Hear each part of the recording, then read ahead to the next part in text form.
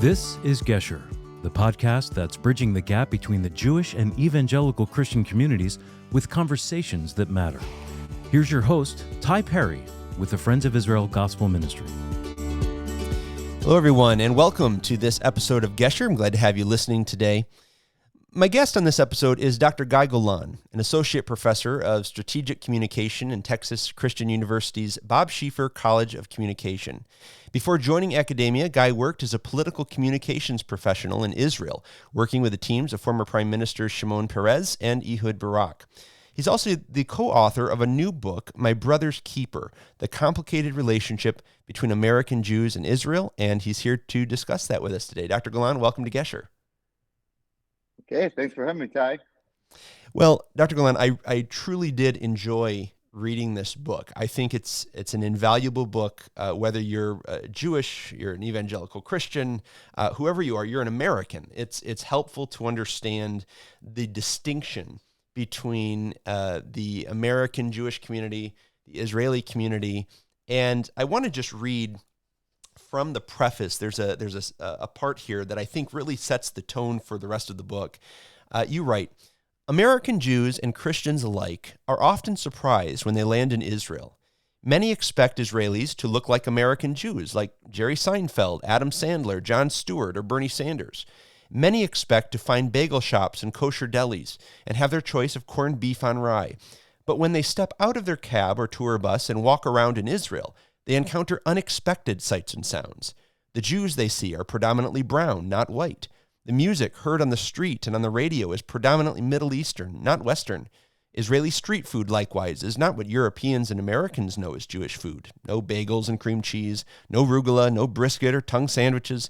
Instead, Israelis eat hummus, shawarma, or schnitzel and pita with Yemenite hot sauce on top. Israel is a typical Mediterranean country, loud and somewhat disordered, more like Greece or Turkey than the Jewish neighborhoods of Long Island, Brooklyn, or Boca Raton. You go on to say, so Israel surprises Americans because Israeli Jews do not look, think, or behave like the Jews Americans see at the office, at school, and on television. I think this really sets the stage for your book because as you seek to explain that though Israeli Jews and American Jews are of the same people, they're very different in many aspects. You term it two different tribes. And that's long been true. That's not a new development. So I have to ask, why now? What motivated you to write this book along with your co-author? Why did you write this book when you did? Well, Ty, Israel is one of the most discussed nations on earth. We see it all the time in the news. It's a tiny country of less than 10 million people, receives more news coverage than some of the largest countries on earth. While everybody is obsessed with Israel, whether they love it or hate it, they're obsessed with it, most people are not very familiar with Israel. And chief among those are American Jews. Many American Jews know very little about the state of Israel. And our goal in this book is to fill in the gap of knowledge and provide an unbiased historical account of the Israeli people, the American Jewish people, the Jewish people all around the world, and their relationship to one another. Well, it certainly is in the news a lot today and misunderstood, it seems, on every front. So I certainly think after reading this that this would be helpful for someone who's open-minded and does want to know more.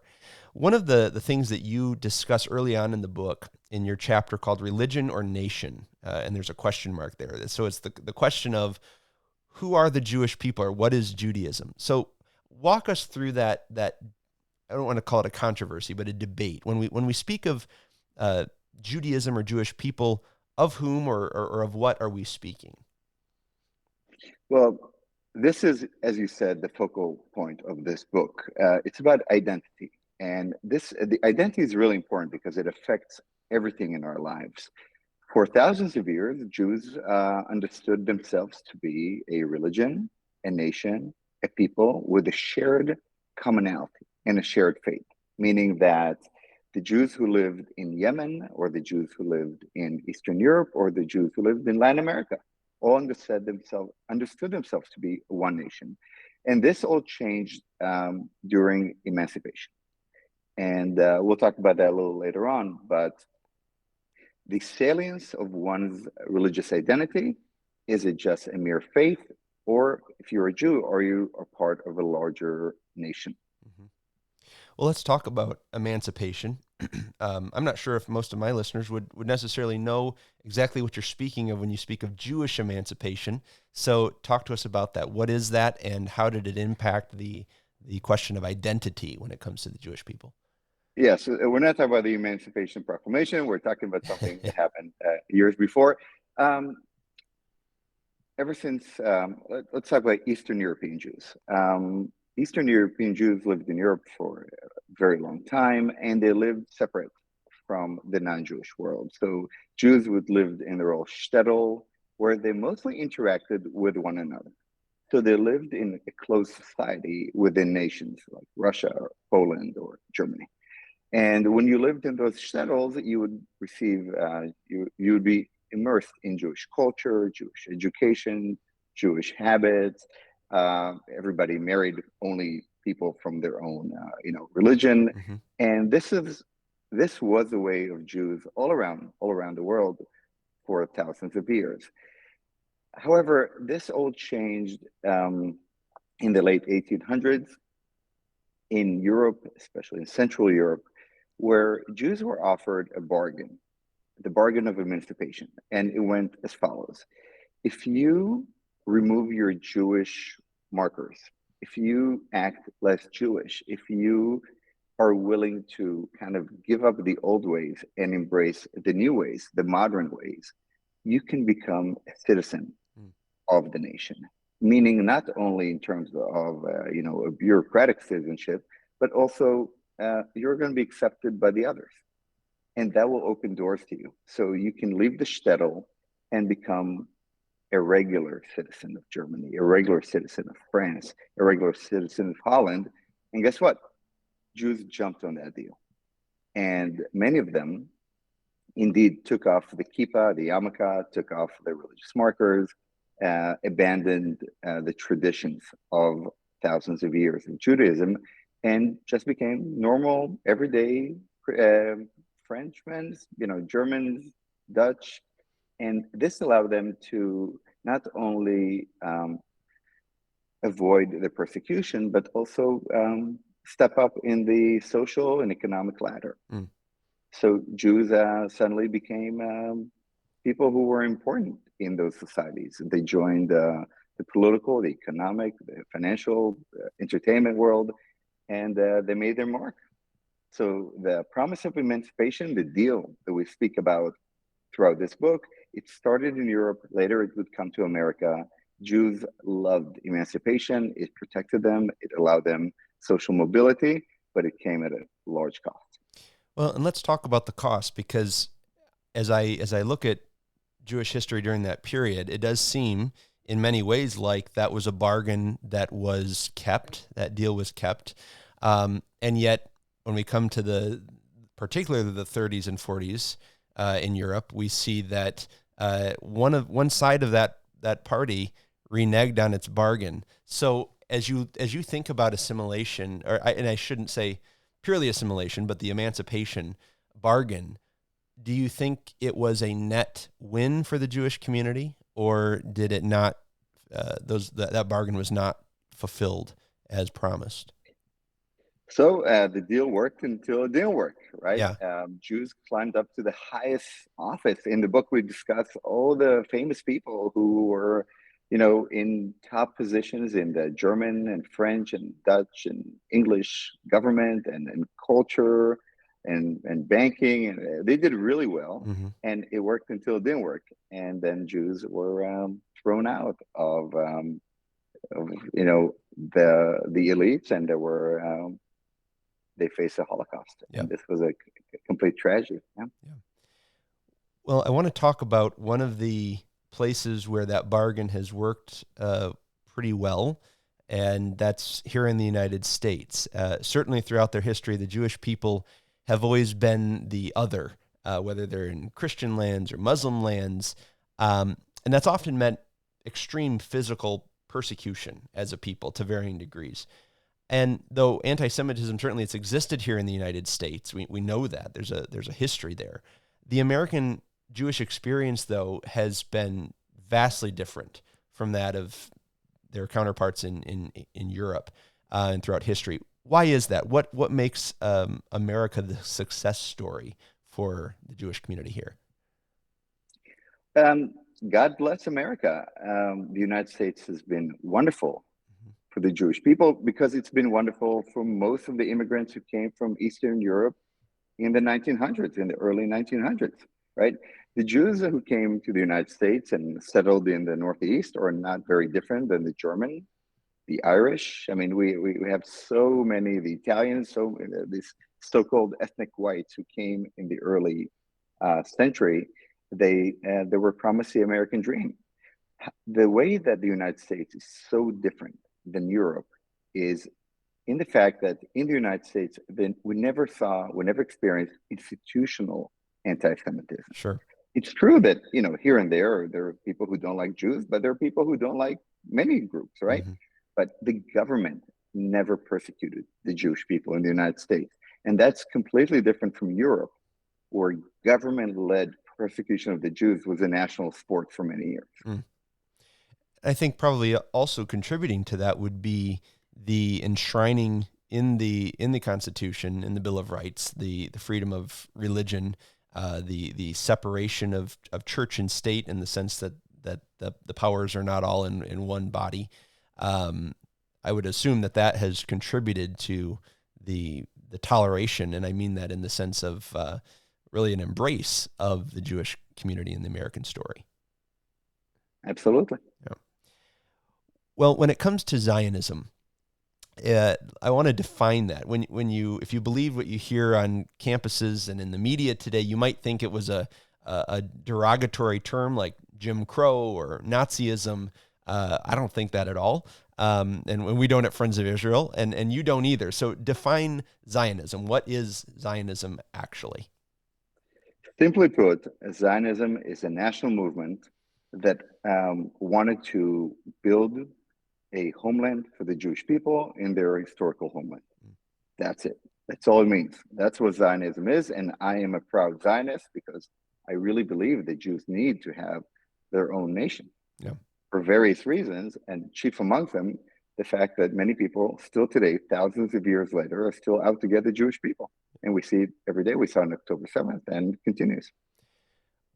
When you say that, I'm thinking of Theodor Herzl, because when he is at, he's Theodor Herzl, for listeners who don't know, he is considered today the kind of the father of Zionism.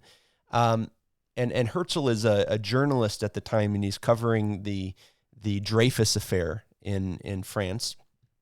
And he essentially, maybe you disagree with me, my take on it would be, he looks at how Dreyfus is being treated as a Jew, and he sees the emancipation bargain has fallen through, and there has to be a place for the Jewish people to go. Now, he wasn't insistent on it being Israel. It could have been any place in his mind, but do you see that the failure of the bargain of emancipation to have contributed to the motivations of Zionism?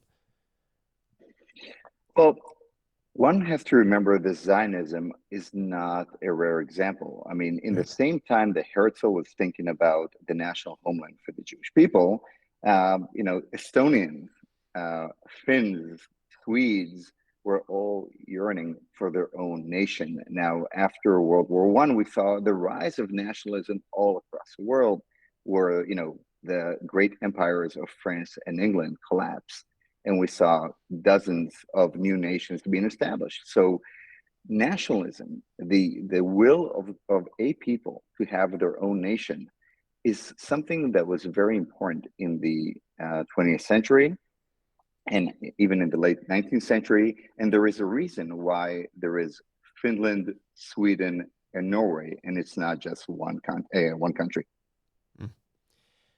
I want to talk about, and because you discussed this in a chapter, American Jews and Zionism. You talk about the change in the American Jewish community's embrace of Zionism over the years. Talk to us about the view of Zionism from distinctly American Jewish community perspective. This is a great topic, and yeah, this is a very important concept in the book. Um, American Jews have multiple identities. First and foremost, they see themselves as Americans, Mm. and this is something that most people don't realize. American Jews view themselves first and foremost as Americans. Their religious identity is secondary to that. But another identity that's very salient to American Jews is their identity as Democrats and members of the Democratic coalition. So when you look at public opinion polls, American Jews are by far the most consistent Democrat voters in the country after African Americans. Mm-hmm. So American Jews have a very strong identity as members of the liberal coalition. This goes back to the days of FDR, where the Democratic coalition was built basically based on ethnic whites Sure. back then, and this is a very important identity to them. So the challenge that American Jews are facing is as follows. They have a very strong sense of themselves as members of the left, and they were very important actors in all the programs of the left in the last century and more, right? Mm-hmm. Everything from the labor movement, civil rights movement, gay rights movement. You're going to see American Jews leading in every single one of those movements. Yeah. Going back to your question, the challenge that many American Jews faced was, how do they view nationalism as a whole, right? And then how they view Jewish nationalism in particular. Well, the left changed its mind about nationalism throughout the 20th century. Early on, after World War I and World War II, the left embraced nationalism. They viewed it as very romantic. So the left in Europe supported Algerian nationalism, right, as they broke away from the French, and they supported it in South Asia, all around the world. Where things changed is right around globalization, where the concept, well, actually, right after World War II, nationalism became a kind of a bad word, right? So on one hand, we see a lot of new nations arising, and the left supported it. On the other hand, many people viewed nationalism as the reason for that, for World War II and the great tragedy that impacted Europe. What we see in globalization is a new formula for success, and that is, if we want to eradicate all the bad in the world, we need to tear down borders. We need to tear down anything that highlights differences between people. So we see the rise of globalization at the expense of nationalism. And take a look at Europe. Europe is the best example, right? Europe moves away from being a union of nations, and suddenly the EU becomes very powerful. The European Parliament becomes very powerful. They get rid of the euro. There are no real borders in Europe. Anybody from Europe can work anywhere. So the concept of a nation being a limiting negative attribute, that is viewed by the left as something very negative, right? Mm-hmm. They don't like nationalism. And guess what? Israel just sticks its thumb in the eye of the left and say, not only are we a proud nationalist state, right? We are a religious national state. Right. And that goes against all the tenets of the left, who view both nations and religion as something to be suspect. You bring up a point, and I get this question all the time. So I speak in churches about Israel and the Jewish community, and you have a whole chapter devoted to this question: why are American Jews liberal? And in the thinking of evangelicals, tend to be very much conservative politically. They wonder, why would Jewish people vote for a party that, at least within recent years, has had a much cooler relationship with Israel than the Republican Party? So can you explain a little bit about that? Why are American Jews, why do they tend to vote more democratically? This is a great question, right? So President Trump, he's quoted in the book. He doesn't understand it. He's like, look, I brought the Abraham Accords. I moved the embassy to Jerusalem. I am the number one supporter of Israel in the world, and yet most American Jews are voting for the other side, for the Democrats. Well, to go back to your answer to your question, it's simple. American Jews, their home is the Democratic Party, and their political values and sociological values are rooted in the left. Mm. This is their home. Now, the Democratic Party has been a steadfast supporter of the state of Israel. Right. They've been great supporters of Israel, with the exception of the progressive wing of the party. So in the book, we discuss the differences between the mainstream Democrats, right, and the progressive Democrats, which ironically enough is led by Bernie Sanders, who's an American Jew, right? Yeah. The progressive left has a real problem with the state of Israel. And this is a challenge that the Democratic Party is facing all the time. Right now, as we enter the next elections, you will see the national conference of the Democrats. What you saw on college campuses, you're going to see outside Yes. of the conference in Chicago. We're going to see Free Palestine everywhere, and you're going to have the American Jewish voters who are delegates in the Democratic Party, who are leaders in the Democratic Party. They're going to have to walk through those encampments where people are shouting in pro-Hamas messages, and these Democratic Jews are going to have real cognitive dissonance, right? So the answer to your question is, most American Jews are going to continue to vote for the Democratic Party. They view the leadership as pro-Israel. They kind of dismiss progressives, but everything we've seen on college campuses after October 7th is serving as a warning sign, and we see more and more American Jews scratching their heads about the coalition that they have with the Democratic Party. Sure. And it does seem as one on the outside, but certainly has an eye on what's happening in the Democratic Party, that the Democratic Party of FDR, that's not the Democratic Party of today, because of the influence of the far left on the party. And this speaks to, you bring up this matter of identity with American Jewish people. I had a friend, she was in her 90s, and she said, when times are good, my identity is an American Jew. She said, but when anybody tries to threaten Israel or the Jewish people, now I'm a Jew who happens to be an American. And she talked about that shift in identity because things have been relatively good here in the U.S. for the Jewish community. The identity has been more towards American values and the left and things like that. Whereas now you have this shift, and there's this dichotomy now between which way do I go? Do I support Israel, or do I support the party and the values that I hold dear? Well, Ty, I'm actually going to jump in and say that I predict that most of them will stay with the Democratic Party over Israel. Mm-hmm. It's not the political party of FDR no longer. It's no longer the party of Bill Clinton. Sure. And a lot of it has to do, nothing to do with Israel or with the Palestinians or anything like that. It's a much bigger question. And that is, how do we view America? How do we view American exceptionalism?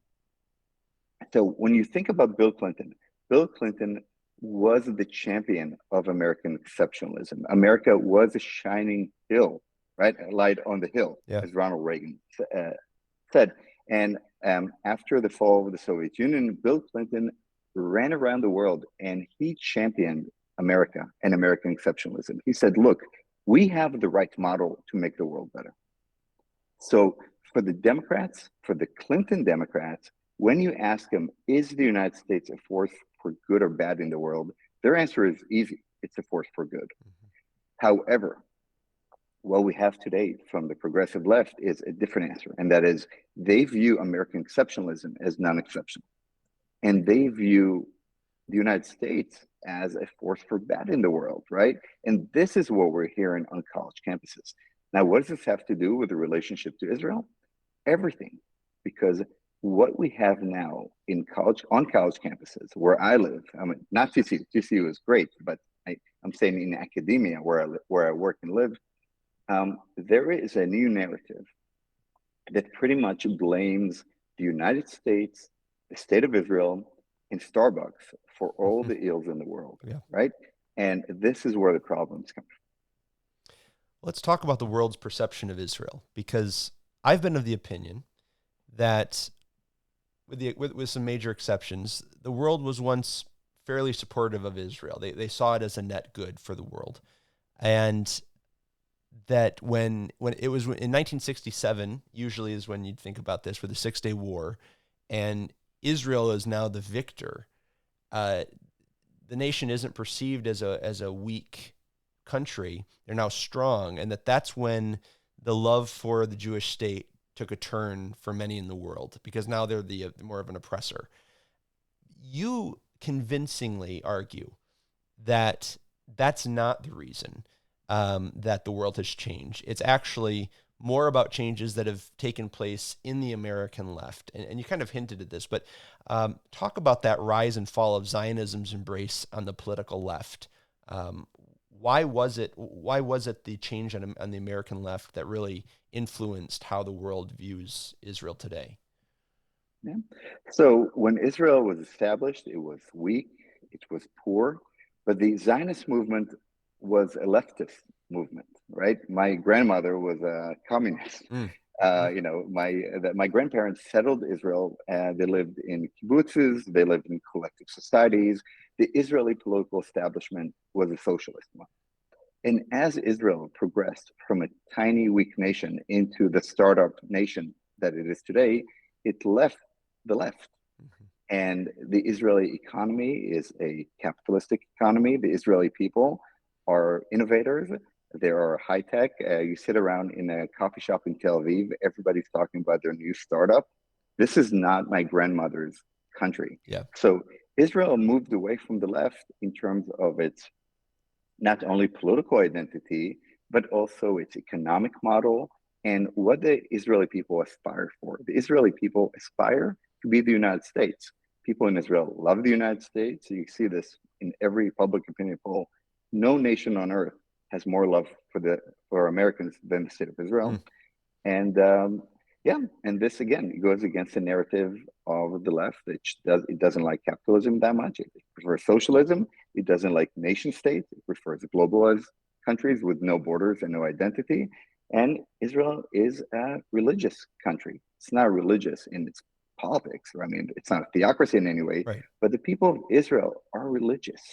And it's not, you alluded to the fact that Herzl thought that Israel could be in Uganda or anywhere, right? But the Jewish people have a historical relationship with the land.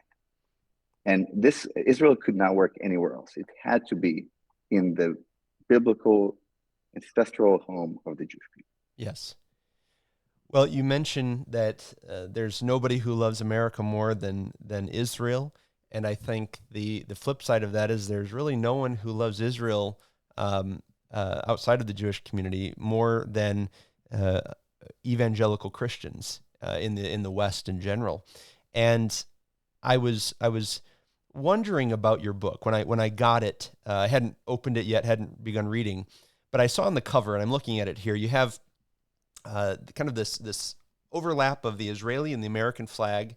There's a Star of David in the middle, and then there's a crack between the two, kind of indicating this relationship that is fraught between American Jewish community and the Israeli community. And at first I thought, okay, it's going to be about that relationship alone. But then I noticed there's a cross on the cover. And so I was intrigued, and I thought, I wonder how these men are going to handle Christian Zionism, because I've read some who are very critical of Christian Zionists. They ascribe motivations to us. There are some who are at least uneasy about it, and then there are some who are very, very supportive. And I have to say, I was very pleasantly surprised by how you handled it. You didn't throw us under the bus, as is prone to be done. In fact, you quote my friend David Brogg in the book and talking about his support for and his appreciation for Christian Zionism. I want to read a couple of lines that you write about Christian Zionists so that readers kind of understand your viewpoint, and then I have some questions for you. So you write, Christian Zionists are not simply the most pro-Israel American constituency, By educating Christians on the Jewish origins and contours of Christianity, they are the most successful interfaith outreach initiative in American society. They have transformed American Christianity, delegitimizing anti-Semitism in its ranks and engendering interest in Judaism and love for the Jewish people in the hearts of their tens of millions of followers. I can tell you, as an evangelical Christian Zionist, it is who works for the Friends of Israel Gospel Ministry, you captured our heartbeat exactly. That's what we want to do. So I have to ask you this. In your opinion, what makes Christian Zionism tick? Or why is the evangelical church different from the relationship that the Jewish and Christian communities have had for centuries? What's different about that? It's a great question. I think in Europe, you just have to go all the way back to the Romans. Jews were identified as the other from day one, and were in the opposition. And this was, the church in Europe was at the heart of anti-Semitism. And what we see in the United States is something completely different. And, a lot of people think of Christian Zionism as a new phenomenon. And in the book, we discuss the fact that Christian Zionism and Jewish Zionism grew up together at the same time. Yes. Which is quite incredible. I'll tell you one thing. As an Israeli, as a Jew, I am inspired daily by the love of Christian Zionism for the state of Israel and for the Jewish people. And this is something we talk about in the book. It's so important to understand. The love of Christian Zionists is not only for Israelis and people who live in Israel in the state of Israel. It's for the Jewish people wherever they are. Yes. Even American Jews who don't love them back, right? So don't always love them back. But Ty, you mentioned something so important. When you look at who's fighting anti-Semitism in the United States, when you look at who's championing the pro-Israeli narrative in politics and in the church, when you look at who's fighting against the BDS movement, it's the Christian Zionists. It's Christians United for Israel. It's Pastor Hagee. It's my friends in Gateway Church here in Texas. Yesterday, I attended an amazing event by a new organization called O7C. It's by Patricia and Hidden from Everybody Loves Raymond. Oh, yes. She organized this brand new organization, and its purpose is to build relationships between Christians and the state of Israel. So, wow, we have two completely different pictures that we see. One is college campuses, and soon we're going to see it at the Democratic Party convention, where people are yelling in favor of Hamas and the anti-Israel movement and BDS. On the other side, that's darkness in my view. It's wrong not only because they're supporting a terror organization against a democratic nation, right, and ignoring the atrocities of October 7th. There's a much larger battle at hand, and they're on the wrong side of the battle. On the other side, you see light, you see hope, you see Christians who are standing up for Israel, not because of any short-term political interest, but because of values and foundational values that come from a book. Yes. And that's all the difference in the world. And that's exactly right. You actually answered a question that often comes up, or a claim that often comes up, particularly in the American Jewish community. When I introduce myself as a Christian Zionist, and I don't get this so much anymore, but I have over the years, I often would get the question, well, do you support us just because you think it will somehow hasten the return of Jesus? And I certainly believe Jesus is going to return. I believe he's the Messiah. But that was shocking to me when I heard that, because I've never even thought that. That's never even been part of my theology. And you write this, you say of this claim, yet no one can claim to have heard this from an actual evangelical Christian. This is an explanation that non-Christians give to explain to one another why evangelicals think and act as they do. And that's right. So I have to ask you this. How do you, as an Israeli, as a Jewish person, how do you answer that claim when you hear it from within the Jewish community? When they say, what's the motivation? Or they ascribe a false motivation. How do you answer that? It's such a great topic. So, chapter 14 of our book is why do Christian Zionists love Israel? And chapter 15 is why do American Jews fear Christian Zionists, right? So, Ty, it's very important to talk about the fact that Christian Zionists not only support Israel politically, they support them financially, and they support them in so many ways. I mean, there's so many wonderful organizations, right, that bring Christians to Israel, to see Israel, to get to know Israel, to get to know the Jewish people. Christian Zionists are involved in philanthropy in Israel. They help hospitals and they help soldiers and they help the poor. I mean, they are providing so much financial support for the state of Israel. And yet, American Jews are really afraid of them. And they say, they say to the Israeli people, don't trust them. They're not really your friends. So they're only helping you. They're only on your side because they want you all to convert and they want to bring Armageddon and all that. And a lot of Christians are wondering, why is that so? Why are American Jews so suspicious of us?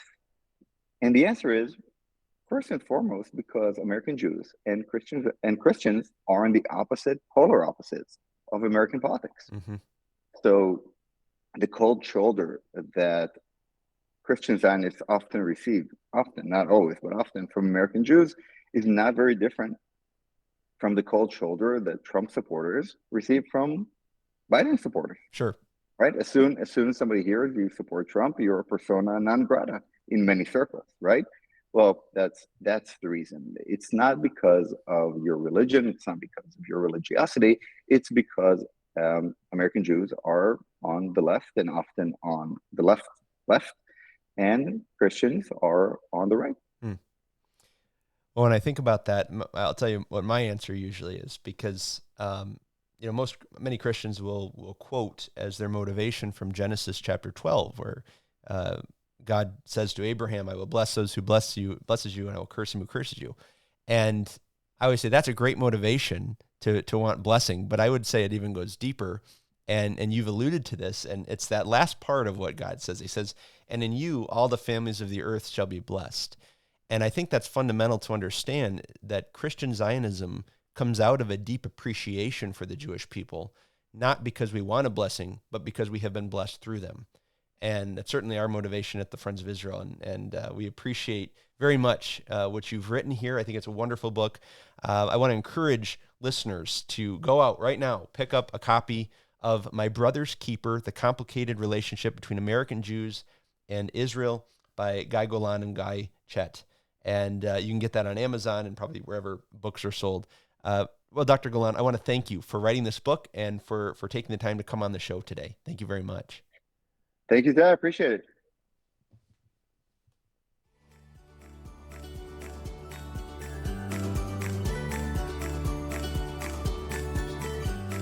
You've been listening to Gesher, a ministry outreach production of FOI Equip, your free resource for learning and engaging with the scriptures from a Jewish perspective. To learn more, visit foiequip.org. And for more information about Ty, visit foi.org/Perry. Until next time, may the Lord bless you and keep you. Shalom.